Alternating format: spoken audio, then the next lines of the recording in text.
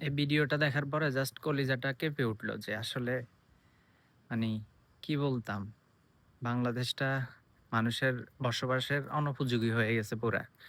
আপনার এর আগে একটা পটুকাটে যেটা দেখলাম ২০৪ জন ৭ দিনে মৃত্যুবরণ করছে সড়ক দুর্ঘটনায়।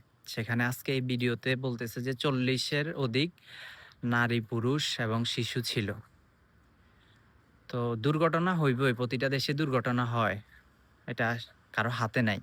কিন্তু একটা জিনিস অস্বাভাবিকতা, মানে অসংখ্য দুর্ঘটনাটা একটা দেশে অল্প কিছুদিনের মধ্যে, তখন এটা আর স্বাভাবিক থাকে না।